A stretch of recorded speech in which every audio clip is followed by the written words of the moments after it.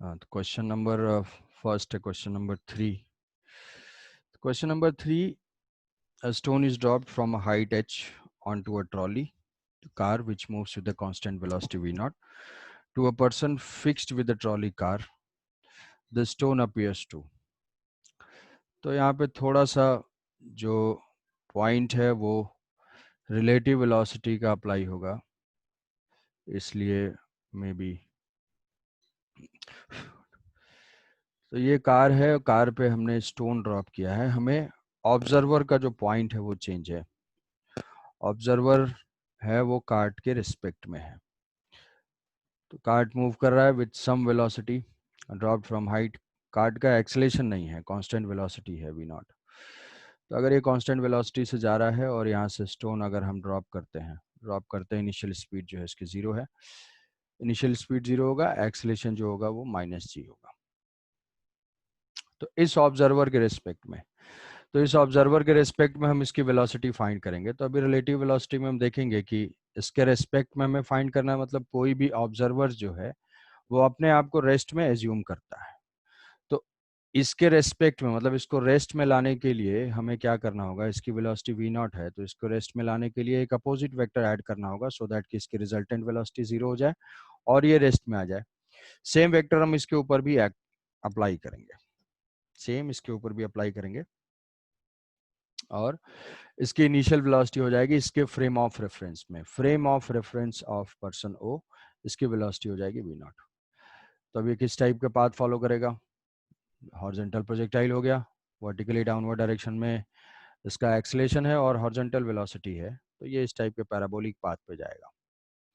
तो parabolic path का जो इक्वेशन हो जाएगा वो हो जाएगा डी. तो आंसर हो जाएगा डी.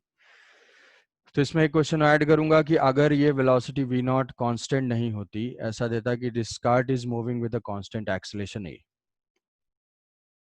तो क्या कोई आंसर दे पाते किस टाइप का होता कि कार्ट जो है वो एक्सेलेटेड होता. मान लिया दिया हुआ है कि कांस्टेंट एक्सेलेरेशन से स्टार्ट कर रहा है ए, तो इसका पाथ और इक्वेशन ऑफ ट्रेजेक्टरी किस टाइप का होगा, पैराबोलिक और स्ट्रेट लाइन क्या होगा. तो स्ट्रेट लाइन. स्ट्रेट लाइन कैसे,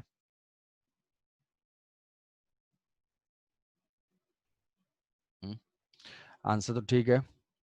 क्या अगर इसके रेस्पेक्ट में हम एक्सेलेरेशन देखेंगे तो ये सेम इसका एक्सेलेरेशन हो जाएगा, इसके रेस्पेक्ट में देखेंगे इसका एक्सेलेरेशन हो जाएगा अपोजिट डायरेक्शन में.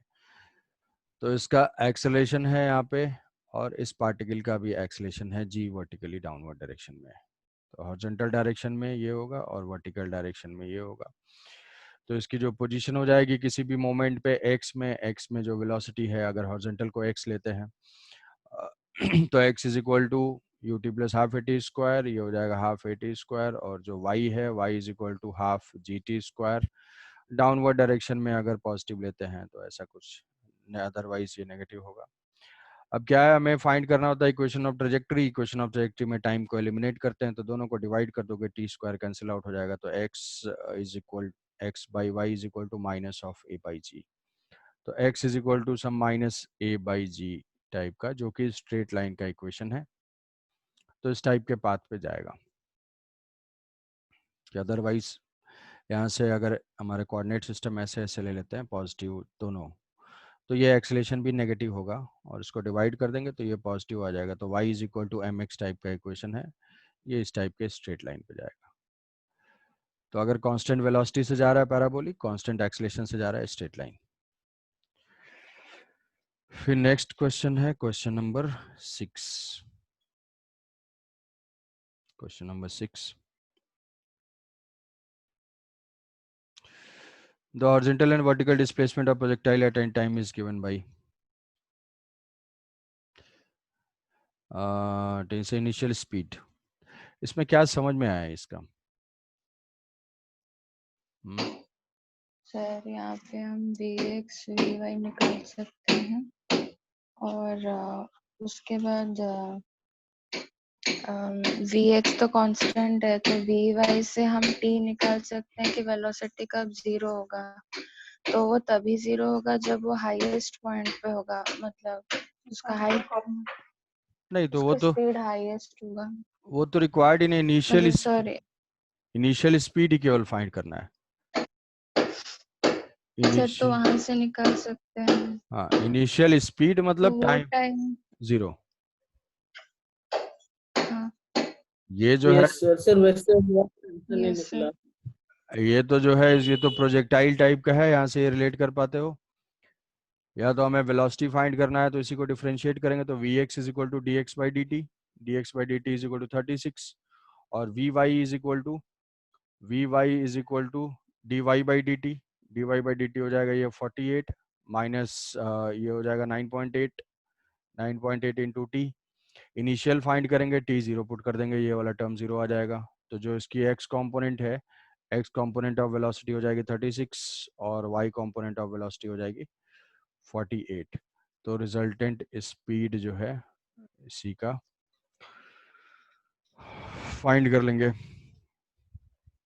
तो आ जाएगा इसका रिजल्टेंट स्पीड कितना आएगा 60 आएगा, क्योंकि एक कंपोनेंट ही 48 है और 48 से बाकी सारे कम ही है, तो एक ही ऑप्शन है डी, तो आंसर हो जाएगा इसका डी। तो ये जो है इसको सॉल्व कर सकते थे, सिर्फ वही 2D का इंटरप्रिटेशन है, एक्सेलरेशन फाइंड करना या इक्वेशन ऑफ ट्रैजेक्टरी फाइंड करना। तो इस टाइप का इक्वेशन जो है हमारे प्रोजेक्टाइल के फेमिलियर इक्वेशन है। यहाँ से हम एंगल ऑफ प्रोजेक्शन भी फाइंड कर सकते हैं, पूछा होता है कि what is the angle of projection. तो एंगल ऑफ प्रोजेक्शन जो एंगल बनाता है ये हॉरिजॉन्टल के साथ, ये थीटा हो जाएगा, ये हो जाएगा 48, तो tan theta is equal to V Y by V X या U Y by U X. तो ये हो जाएगा 48 डिवाइडेड बाई 36, तो ये हो जाएगा 4/3, 4/3 मतलब angle of projection is equal to 53 degree. ऐसा दिया हुआ है, range, time of flight, maximum height सब कुछ फाइंड कर सकते हो। तो क्वेश्चन नंबर 6 जो है वो एप्लीकेशन ऑफ प्रोजेक्टाइल था। नेक्स्ट है क्वेश्चन 9। क्वेश्चन 9 फिर से वही परपेंडिकुलर वाली सिचुएशन है। The particle is moving in xy plane, xy coordinate is given, the instant when the velocity acceleration are perpendicular। velocity acceleration perpendicular है तो पहले तो velocity find करना पड़ेगा, velocity vector, vector कैसे find करेंगे, x y components दोनों के चाहिए। तो वेलोसिटी वेक्टर जो हो जाएगा, x कंपोनेंट गिवन है तो जो वेलोसिटी वेक्टर होगा that is 2t square minus 4t, इसको डिफरेंशिएट करेंगे dx बाई dt, तो हो जाएगा 4t माइनस 4 आई कैप प्लस जे कैप होगा, फिर से डिफरेंशिएट करेंगे y को, dy बाई dt, वो हो जाएगा 2t माइनस 3, ये हो जाएगा 2t माइनस 3, ये हुआ J cap. What is acceleration vector, इसी को फिर से डिफरेंशिएट कर देंगे तो ये एक्सेलेरेशन वेक्टर हो जाएगा, कांस्टेंट वाला टर्म 0 हो जाएगा, ये आ जाएगा 4i प्लस 2j, दोनों परपेंडिकुलर हैं तो डॉट प्रोडक्ट 0 के अलावा और कोई अप्रोच नहीं है। तो यहाँ से हम मल्टीप्लाई कर देंगे तो ये हो जाएगा 16 into T minus 1 plus 2 into 2t minus 3, तो ये हो जाएगा 16t minus 16 plus 4t minus 6 is equal to 0, तो ये 20t इज इक्वल टू 22। तो टाइम आएगा इससे, ये हो जाएगा 22, तो कुछ आ जाएगा 1.1 टाइप ना, 22/20, 11/10, 1.1 आंसर हो जाएगा इसका C. Next question number 10। Question 10, ठीक है। देखो, the coordinate of a particle is given by x and y given है, then the distance traveled by the particle in the time interval t is equal to 0 to 2 pi। तो एक चीज यहाँ से ये है कि अब x is equal to a cos omega t और y is equal to a sin omega t। तो ये एक स्पेसिफिक सिचुएशन है जहां पे ये इक्वेशन देख के हमें ये समझना है कि ये जो है सर्कुलर पाथ पे जा रहा है, ये जो है सर्कुलर पाथ पे जा रहा है, अदरवाइज फिर कैलकुलेशन थोड़ा सा कॉम्प्लेक्स हो जाएगा। कैसे सर्कुलर पाथ पे जा रहा है, अगर हम इसका इक्वेशन ऑफ ट्रेजेक्टरी फाइंड करते हैं तो कभी भी साइन और कॉस होगा तो स्क्वायर करके हमेशा हम ऐड कर देते हैं। तो यहाँ से x square square plus y square equals to is equal to A square, X square plus Y square is equal to A square. तो ये जा रहा है सर्कुलर पाथ पे, और उस सर्किल का इक्वेशन ये हो गया, ये है 0, सेंटर इसका 0 0 पे है, रेडियस है इसकी ए। तो अब टाइम दिया हुआ है पाई बाई 2 ओमेगा। तो जो इसका टाइम पीरियड होता है, इसका टाइम पीरियड जो एक्स कोऑर्डिनेट है, एक्स कितने डिग्री ये रोटेट करेगा, देखोगे ओमेगा टी क्या है, एंगल, टाइम हमें गिवन है, तो इसमें कितने एंगल रोटेट किया, angle rotated is equal to, अच्छा टी इज इक्वल टू 0 पे कहाँ पे है, टी इज इक्वल टू 0 पे एक्स इज इक्वल टू ए है, वाई इज इक्वल टू 0 है, तो यहाँ से ये स्टार्ट करेगा, और ओमेगा टी पुट करते हैं तो ये आ जाता है पाई बाई 2। पाई बाई 2 मतलब ये ऐसे मूव करेगा, तो डिस्टेंस ट्रेवल्ड भी बता सकते हैं, डिस्प्लेसमेंट भी बता सकते हैं, एवरेज वेलोसिटी, एवरेज स्पीड सब कुछ आ जाएगी।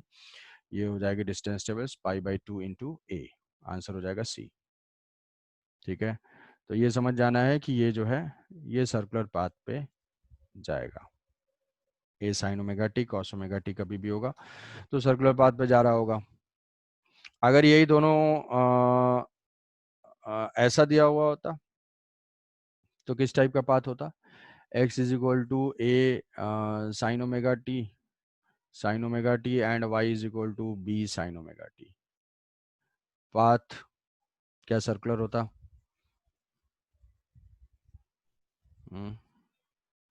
सर्कुलर होता,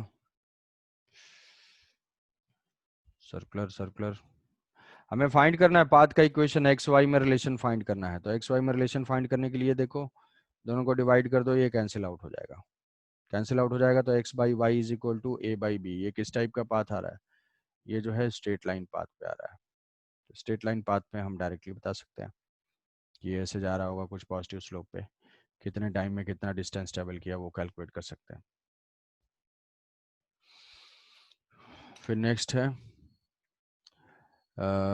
है क्वेश्चन नंबर 21, 10 के बाद है 21, इन बिटवीन कोई, ये सारे जो है एवरेज वेलोसिटी ये सारा कैलकुलेट कर लिए होगे, slope, question number 21, question number 21, while the 2 kg car driven at 20 meter per second on a level road suddenly put into a neutral gear,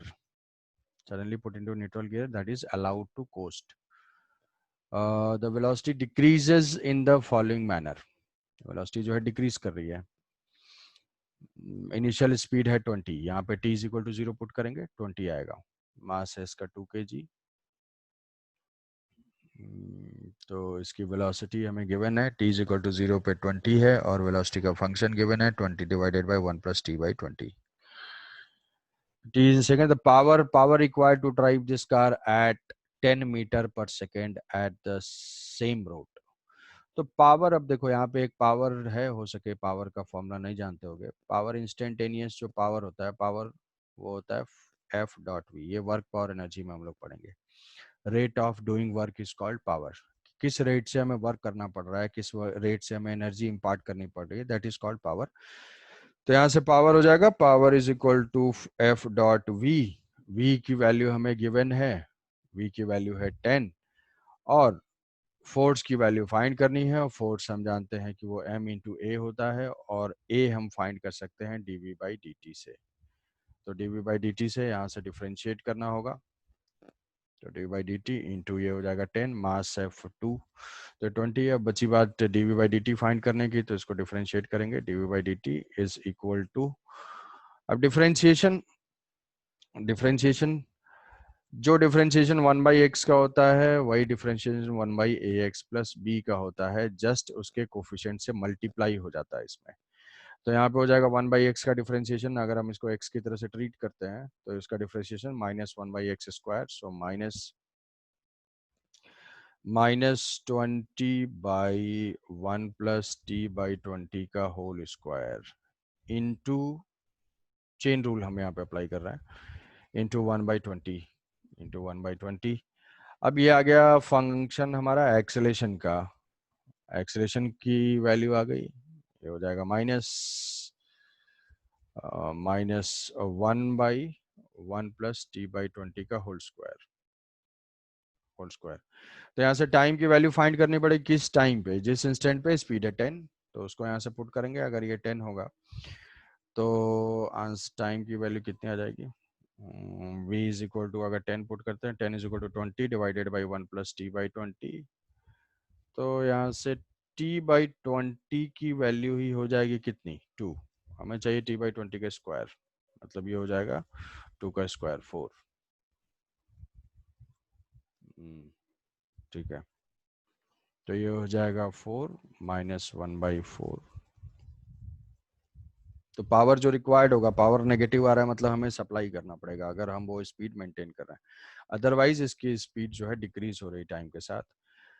तो आंसर हो जाएगा मास है 2, स्पीड है 10 और ये एक्सेलेरेशन आया 1/4 to 5, ये आ जाएगा 5 वाट, और माइनस माइनस का मतलब है उसकी स्पीड टाइम के साथ धीरे धीरे डिक्रीज हो रही है। द पावर रिक्वायर्ड, तो हमें उस स्पीड पे मूव करने के लिए हमें 5 वाट सप्लाई करना पड़ेगा। तो ये हो गया 21। Question number 22, ball is projected with initial speed 40√2 at angle 60 degree with horizontal shown in the figure. The velocity makes a 45 with the downward vertical. It collides with the vertical hanging ball, same mass sticks to it. Find the maximum value L of a string so that the combined mass completes the vertical circle. अब फिर से जो random लग रहा है ये question, जो material है वो कॉपी पेस्ट है रैंडम, कि ये वर्क और एनर्जी का एप्लीकेशन है इसमें। तो वर्क और एनर्जी में वर्टिकल सर्किल कंप्लीट करने के लिए हम कंडीशंस डेराइव करते हैं। वर्क और एनर्जी में अगर ऐसा कुछ होता है कि कोई पार्टिकल है, इसको जो है वर्टिकल सर्किल कंप्लीट कराना है, तो बहुत सारे केसेस होते हैं, उसको डिराइव करते हैं, उसका रिजल्ट आता है √5 GL, उसकी स्पीड होनी चाहिए। अब यहाँ से ये पार्टिकल आ भी रहा है, ये पार्टिकल कोलाइड भी कर रहा है, कोलाइड करने से अब कोलिजन का भी थोड़ा सा यहाँ पे पॉइंट यूज होगा। तो ये काइनेमेटिक्स में डायरेक्टली गिवन है कि ये 45 पे आ रहा है, तो 45 पे जस्ट बिफोर कोलिजन इसकी कुछ स्पीड होगी, इसकी स्पीड होगी, उसका जो है हॉरिजॉन्टल कंपोनेंट होगा, वर्टिकल कंपोनेंट होगा, इस पार्टिकल के साथ कोलाइड करेगा तो हॉरिजॉन्टल डायरेक्शन में मोमेंटम कंजर्व होगा। सेम मास है, तो मान लिया कि ये जो है हम मान लेते हैं ये स्पीड है ux है और ये स्पीड जो है वो uy है, ये रेस्ट में है।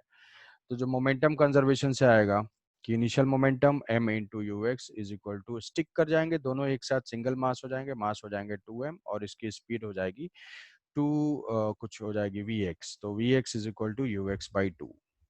तो यहाँ से vx आ जाएगा और वो vx को हम पुट करेंगे इसको इक्वेट करके √5 GL के, तो हमारा L का आंसर आएगा। तो ये तो इतना पोर्शन जो है कोलिजन के लिए थोड़ा सा नॉलेज रिक्वायर्ड था। कहोगे uy का क्या होगा, अब uy इसके साथ कोलाइड करेगा तो ये स्ट्रिंग जो है एक फोर्स इंपल्स जर्क टाइप का अप्लाई करेगा जो इसके मोमेंटम को खा जाएगा। तो ये पार्टिकल जो है केवल x में मोमेंटम कंजर्व होगा, y में मोमेंटम 0 हो जाएगा ड्यू टू सडन जर्क। तो अब यहाँ पे उस हाइट पे प्रोजेक्टाइल से हमें ये फाइंड करने आना चाहिए कि h हाइट पे जहां पे 45 डिग्री का एंगल है वहां पे स्पीड कितनी होगी, वहां पे स्पीड कितनी होगी। तो तुरंत कोई बता सकता है कैसे, इमीडिएटली इस पॉइंट का फायदा लेते हुए कि horizontal component does not changes during the motion. Horizontal component कभी भी चेंज नहीं होता है, और यहाँ पे कोलिजन में कौन सा कंपोनेंट हो रहा है, हॉरिजॉन्टल। तो अगर हम स्पीड यहाँ पे फाइंड भी करना चाहते हैं कि इस पॉइंट पे स्पीड कितनी है u, और ये दिया हुआ है कि ये 45 है, हॉरिजॉन्टल कंपोनेंट कभी भी चेंज नहीं होता है, तो u cos 45 is equal to initial horizontal component के, दैट इज 40√2 cos 60 cos 60 हो जाएगा 1/2, और ये हो जाएगा u cos 45 मतलब 1/√2 इज इक्वल टू। तो कभी भी अगर एंगल गिवन है, तो दो पॉइंट्स के अगर एंगल गिवन है तो हम तुरंत उस अननोन वेलोसिटी को फाइंड कर सकते हैं इक्वेटिंग द हॉरिजॉन्टल कंपोनेंट। तो ये √2 आएगा, 2 से 2 कैंसिल आउट हो जाएगा, u की वैल्यू जो है वो 40 आ जाएगी। 40 आ जाएगी तो फिर यहाँ पे हम उसका कंपोनेंट लेंगे ux के लिए, तो वो हो जाएगा 40 cos 45, तो वो हो जाएगा 20√2 20√2 और फिर ये कोलाइड करेगा मोमेंटम कंजर्वेशन से, जो वेलोसिटी आ जाएगी इस कंबाइंड पार्टिकल की वो आ जाएगी बाई 2, तो ये हो जाएगा 10√2। हमें लेंथ फाइंड करना है तो इसको हम इक्वेट कर देंगे √5gl से, तो 10√2 इज इक्वल टू √5gl होनी चाहिए मिनिमम स्पीड, स्क्वायर कर देंगे, ये हो जाएगा 100 into 2 is equal to 5 into 10 into length, यहाँ से ये कैंसिल आउट हो जाएगा, ये हो जाएगा 2, एल की वैल्यू आ जाएगी 4 मीटर। शायद इसमें हमें एल ही फाइंड करना है, L is equal to 4 metre, length in metre. आई बात समझ में ये? तो ठीक है, ये फर्दर नहीं प्रोसीड कर पाओगे, वर्क पावर एनर्जी का नॉलेज रिक्वायर्ड था थोड़ा सा। यहाँ पे जो है 21 में जो है पावर का एक फॉर्मूला रिक्वायर्ड था। फिर उसके बाद क्या है क्वेश्चन नंबर, इसके बाद है question 23। Projectile projected from point x axis in XY direction, XY direction, XY plane, X is the horizontal, Y is the vertical. If the trajectory above the X axis is given by this, the velocity of projection is √n into g, calculate the value of n. तो यहाँ पे equation of trajectory known है, equation of trajectory known है, और y जो है vertical है, तो हम ऐसा एज्यूम कर सकते हैं कि ये जो पाथ है ये किस पॉइंट पे कट कर रहा होगा। ये इक्वेशन है, हमारा पाथ है, तो यहाँ से ये पैराबोलिक पाथ है, एक का स्क्वायर है दूसरे का पावर 1 है, तो पैराबोलिक पाथ है, और y is equal to -x² + 4 होगा, मतलब डाउनवर्ड ओपनिंग पैराबोला है, तो जहाँ पे भी x एक्सिस को कट करेगा वहाँ पे y 0 होगा, तो यहाँ पे y 0 पुट करते हैं तो x की वैल्यू आ जाएगी +-2, ये जो है +-2, तो बिल्कुल ये सिमेट्रिकल है ऐसे, यहाँ पे -2, यहाँ पे +2। तो क्या आप इस प्रोजेक्टाइल की रेंज बता सकते हो? प्रोजेक्टाइल की रेंज हो जाएगी 4, दो वेलोसिटी ऑफ प्रोजेक्शन रेंज हो गई 4, और ये बिल्कुल सिमेट्रिकल है, तो हम यहाँ से इसकी हाइट भी, मैक्सिमम हाइट भी बता सकते हैं। मैक्सिमम हाइट पे x 0 होगा तो वो वैल्यू आ जाएगी, x 0 पुट करने से y इज इक्वल टू, तो ये 0.5 मीटर, 0.5 मीटर। तो रेंज पता है, मैक्सिमम हाइट पता है, तो वेलोसिटी ऑफ प्रोजेक्शन √ng, तो वेलोसिटी ऑफ प्रोजेक्शन यहाँ से फाइंड कर सकते हैं। टाइम ऑफ फ्लाइट कोई भी इक्वेशन यूज कर लोगे, T square is equal to 8h/g, 8h/g, तो हो जाएगा 8, ये हो जाएगा मैक्सिमम हाइट है, ये है 1/2 मीटर, और बाई जी रहने देते हैं, ये हो जाएगा 4/g, तो जो टाइम हो जाएगा इसका टाइम आएगा, time is equal to 2/√g, time of flight 2/√g। तो हॉरिजॉन्टल कंपोनेंट फाइंड कर सकते हैं कि जो रेंज है वो तो 4 है, तो हॉरिजॉन्टल कंपोनेंट ux जो होगा, ux into T is equal to 4, ux into T is equal to 4, so ux is equal to put किया 2/√g, तो 2 से 2√g आ जाएगा, ये 2√g। uy फाइंड कर सकते हैं, टाइम ऑफ फ्लाइट आ गया, uy ये बताया, this time is equal to 2uy/ay तो है g, ये है 2/√g, तो यहाँ से uy की वैल्यू क्या आएगी जी, वो आ जाएगी √g, so uy is equal to √g। अब इसको स्क्वायर करके ऐड करना है, ये 4g हो जाएगा, 4g + g 5g, 5g का रूट n की वैल्यू आ जाएगी 5। ये प्योरली जो है तुम्हें प्रोजेक्टाइल को एनालाइज करके ये सॉल्व हो जाना चाहिए था। सर वो जो आप बोले उसमें सर समझ नहीं आया, जो बोले आप 4x इंटू सर यू का कंपोनेंट लेके जो कि 4x into T equals to 4, उस पार्ट में सर समझ में नहीं आया। हाँ, समझ नहीं आया। तो रेंज का एक्चुअल मीनिंग क्या होता है? रेंज जो है एक्स डायरेक्शन में डिस्टेंस होती है, कि जब y कोऑर्डिनेट पहले जहां 0 था फिर फाइनली कहां 0 होता है। तो रेंज को हम इंटरप्रेट करते हैं, तो हॉरिजॉन्टल स्पीड जो भी है हॉरिजॉन्टल डायरेक्शन में टोटल टाइम ऑफ फ्लाइट में वो कितना डिस्टेंस ट्रेवल किया, ये मीनिंग है, इंटरप्रिटेशन है रेंज का। तो रेंज हमें पता चल गया कि 4 है, और हॉरिजॉन्टल स्पीड कांस्टेंट होती है हॉरिजॉन्टल प्रोजेक्टाइल में, तो जो रेंज हम लिख सकते हैं total time of flight into u, क्योंकि ut x is equal to ut plus half A T square, ax 0 है तो ux इंटू टी कर देंगे, that is equal to range. समझे? तो फॉर्मूले के साथ साथ उसका ये बात आई समझ में कि नहीं, कि जो रेंज है, रेंज तो x डिस्टेंस में डिस्टेंस ट्रेवल्ड है, तो फॉर्मूला यहां से लिखोगे जो बेसिक है, x is equal to X naught plus जो भी है U X T plus half A T square. तो यहाँ से ये तो 0 है, जहां से हमने यहीं से मेजर कर रहे हैं, रेंज है 4, ए एक्स भी 0 है, तो बचा यू एक्स इंटू टी। अब रेंज कितने टाइम की डिस्टेंस ट्रेवल, कितने टाइम का x coordinate, total time of flight, जब वो जमीन से वापस जमीन पे आ जाए, तो ये हो जाएगा यू एक्स इंटू टी, यहाँ टाइम टी पुट कर देंगे, वही आ जाएगी रेंज। जनरल कोई टाइम पुट करेंगे तो आएगा कोई जनरल एक्स कोऑर्डिनेट। समझे? Yes sir, hmm. Yes sir. फिर नेक्स्ट 24 24 ठीक है। Fountain situated height 11.25 above ground projects water droplets in all the directions with velocity this. The maximum distance on the ground reached by any water droplets is n into 10. Maximum distance on the ground, ground पे जो है वो maximum distance होने चाहिए। तो जो range है is n into t, तो हमारा रेंज जो है वो मैक्सिमम होना चाहिए। तो इसको वाटर फाउंटेन है, यहाँ से किसी हाइट से ये ऐसे जा रहा है,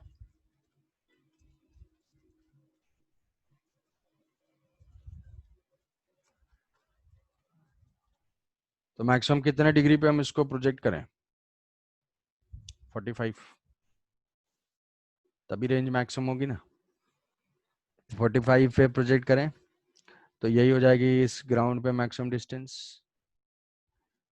तो जो मैक्सिमम डिस्टेंस हो जाएगी वो हाइट तो है 11.2, स्पीड है 20, तो ये हो जाएगी कितनी, ये हो जाएगी 20।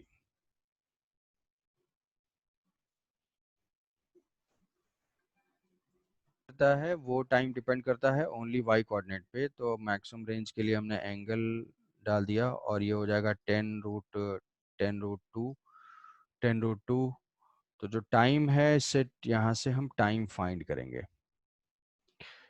फाइनल वाई कोऑर्डिनेट क्या होना है, वाई के अलॉन्ग इक्वेशन अप्लाई करेंगे। अब ऐसे केस के लिए कुछ जनरल फॉर्मूला नहीं है टाइम ऑफ फ्लाइट का, तो टाइम ऑफ फ्लाइट का बेसिक हम अप्लाई कर देंगे कि फाइनल वाई कोऑर्डिनेट तो कितना होना है, माइनस स्पीड ऑफ प्रोजेक्शन पे ही क्या लेंगे, यहाँ पॉइंट ऑफ प्रोजेक्शन पे ही ओरिजिन लेंगे, तो -11.25 initial final Y coordinate, initial Y coordinate 0 है, इनिशियल स्पीड है +10√2 into T minus half G T square, तो जी टी स्क्वायर यहाँ से 10 into T square minus T. तो यहाँ से इक्वेशन आएगा कुछ 5, तो ये इक्वेशन हो जाएगा 5t² minus 10√2 into T minus 10√2 into T और -11.25 इज इक्वल टू 0। तो यहाँ से जो है टाइम की दो वैल्यूज आएंगी, टाइम की दो वैल्यूज आएंगी, पॉजिटिव वाली टाइम की वैल्यू लेंगे और उस टाइम को इक्वेट कर देंगे, ये जो टाइम आएगा इस टाइम को इक्वेट कर देंगे, रेंज आ जाएगा, ये मैक्सिमम डिस्टेंस आएगा ग्राउंड पे। तो 10√2 into time, 10√2 into time is equal to जो भी है n इंटू 10। ठीक है, तो ये टाइम का कैलकुलेशन ये छोड़ दे रहा हूँ तुम्हारे ऊपर, ये जो है इसको सॉल्व कर लेना क्वाड्रेटिक को। तो यहाँ से n की वैल्यू आ जाएगी। नेक्स्ट है, मुझे लग रहा है 25 भी है, और 25, 27, 28, 29, 30, 25 हो गया, 26 तो नहीं 25 है। A ball is projected inside the room of height 7 meter with speed 20 at an angle 37 with the horizontal. If the collision of the ceiling is results in the reversal of direction only of the vertical component of the velocity, what is the minimum value of time of flight till it strikes the floor? कि floor को ये strike करे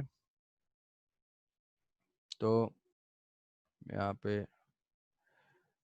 हम ये मान लेते हैं कि जो क्वेश्चन में ये गिवन है कि यहाँ पे ये रूम है कोई जिसकी हाइट है 7 मीटर, इस रूम की हाइट है 7 मीटर।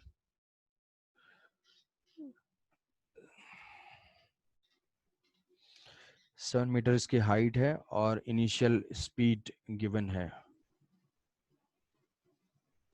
हाइट 7 मीटर है और क्वेश्चन में स्पीड गिवन है कि ball is projected with from height 7 metre with speed 20 at an angle 37। तो ये जो है मान लिया कहीं से प्रोजेक्टेड है, ये 20 पे है और ये जो है 37 है। तो यहाँ से इसके हॉरिजॉन्टल वर्टिकल कंपोनेंट ये जाएगा, यहाँ से कुछ कोलाइड होगा, मान लो कोलाइड होने के बाद ये जितना जाता उतना नहीं जा पाएगा। हॉरिजॉन्टल कंपोनेंट तो चेंज होगा नहीं, कौन सा कंपोनेंट हो जाएगा, रिवर्स हो जाएगा। तो एग्जैक्टली यहाँ पे वेलोसिटी जो है सेम हो जाएगी। तो मान लो कि इस रूम को टोटल ऐसे इसकी विड्थ को यहाँ तक एक्सटेंड करते हैं अगर, तो यहाँ से जो ये पूरा प्रोजेक्टाइल मिलता वो हमें मिल नहीं पाएगा, ये कट हो जाएगा। तो यहाँ पे जो y और x की जो y की वैल्यू है ये सेम रहेगी, क्योंकि कोलिजन के बाद क्या हो रहा है, रिवर्स हो रहा है और सेम हाइट पे स्पीड सेम होती है, आइडेंटिकल सिचुएशन है। तो यहाँ से यहाँ आने का जितना टाइम होगा वही टाइम तो यहाँ से यहाँ का भी होगा, सिमेट्री से। मतलब हमें यहाँ से यहाँ तक का टाइम ही निकाल देना है। टाइम निकाल देंगे तो उतना ही टाइम में ये नीचे आ जाएगा। What is the minimum value of the total time of flight till it strikes the floor. तो यहाँ से रिवर्स होगा तो इमीडिएटली इस टाइप का पाथ फॉलो करके ये नीचे फ्लोर पे आ जाएगा। 7 मीटर की हाइट है, 7 मीटर की हाइट है। हॉरिजॉन्टल कंपोनेंट और वर्टिकल कंपोनेंट हम फाइंड कर सकते हैं। वर्टिकल कंपोनेंट कितना हो जाएगा, 20 cos 8 16 और ये हो जाएगा sin 6 12, ये हो जाएगा 12। अब 7 मीटर तक जाने में इसको कितना टाइम लगा वो टाइम फाइंड कर लेते हैं, इंटू 2t कर देंगे। तो y is equal to Y naught plus U Y T plus half A Y T square. देखो बार बार यही इक्वेशन मैं अप्लाई कर रहा हूँ, इसके अलावा और कुछ नहीं। कंडीशन बहुत सारे टाइप के डिफरेंट हो सकते हैं। तो इनिशियली ये 0 है, यू वाई है 12, यू वाई है 12 into T, 12 into T minus ये हो जाएगा जी टी, जी है 10 5 टी स्क्वायर। तो यहाँ से आ जाएगा 5t square minus 12t plus 7 is equal to 0। तो कितना आ जाएगा टाइम, ये शायद फैक्टराइज हो जाएगा -7 -5 में। 5t square minus 5t minus 7t plus 7 is equal to 0। तो यहाँ से 5t कॉमन ले लेंगे तो t -1 -7 कॉमन लेंगे, ये हो जाएगा t -1 इज इक्वल टू 0। तो t -1 और 5t -7। तो ऐसी कहानी जो है 7 2 इंस्टेंट पे होगा। हमने क्या इक्वेशन को हमने मैथ में ये डाला कि भाई 7 कब कब पहुंचेगा, तो 7 तो हमारे प्रोजेक्टाइल में 2 बार आना भी चाहिए, किसी भी हाइट पे 2 बार पहुंचता है। तो वही 2 टाइम आ रहे हैं, t इज इक्वल टू 1 और t is equal to 7/5, t is equal to 1 और t इज इक्वल टू 7/5। तो मिनिमम टाइम कौन सा होगा, मिनिमम टाइम यही पहले कोलाइड कर जाएगा। तो आंसर क्या हो जाएगा, टाइम हो जाएगा 2, जाने का टाइम और आने का टाइम, क्योंकि y कंपोनेंट तो सेम रिवर्स हो जाएगी तो सेम सेम ही टाइम लेगा नीचे आने में। ठीक है, तो इसका आंसर हो जाएगा 2। 25 का 26 बता दिया था परपेंडिकुलर है, अगर 26 जो है वो बता दिया था परपेंडिकुलर। और इसके बाद है कौन सा 27। A ball returns back to the initial point after striking the ground wall and again ground. The ball and again ground. ये क्या? The ball returns back to the initial point after striking the ground and wall and again ground. अच्छा पहले ground wall फिर ground, ठीक है। Assume no change in the speed of the ball due to the collision from the wall and the ground. The time, तो collision इस type के collision बोलते हैं elastic. The time taken in it.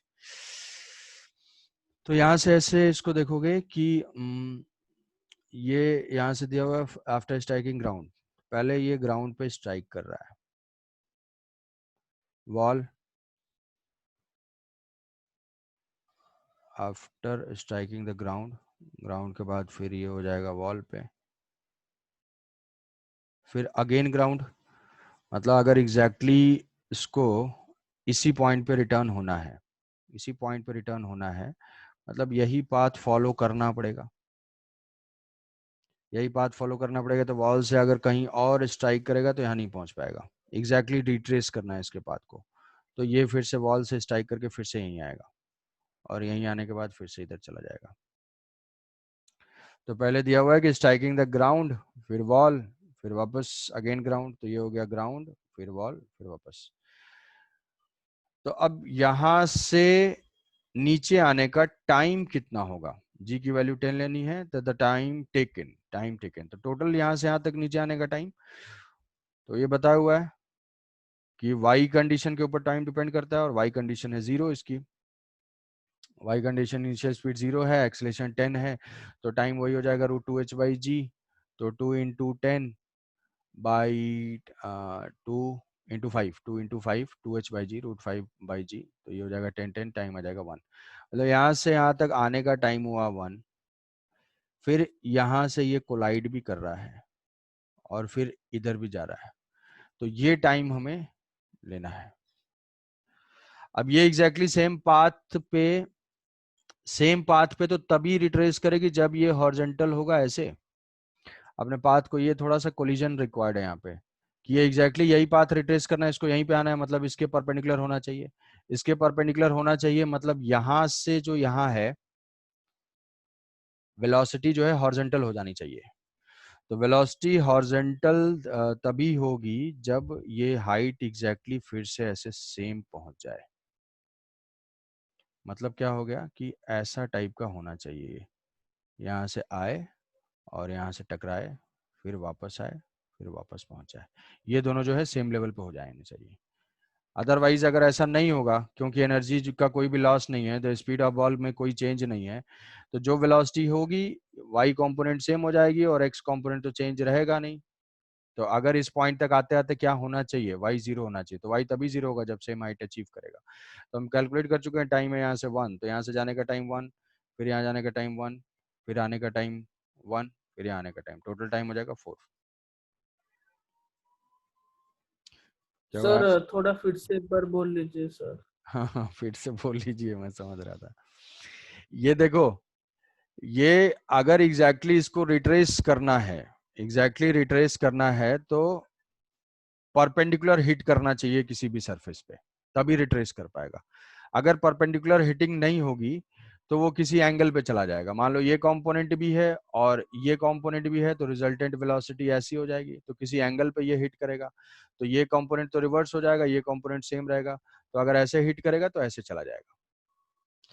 तो अगर इसको एग्जैक्टली सेम ग्राउंड पे ही strike करना है तो ऐसे केस में एग्जैक्टली सिमिलर टाइप की सिचुएशन होनी चाहिए कि ये है, यहाँ से इसकी हॉरिजॉन्टल वेलोसिटी है, ये आया, हॉरिजॉन्टल कंपोनेंट चेंज होगा नहीं, हॉरिजॉन्टल कंपोनेंट यही रहेगा, वर्टिकल कुछ होगा, ये रिटर्न होगा और वापस ये वॉल से स्ट्राइक करेगा। वॉल से स्ट्राइक करने के बाद कंडीशन है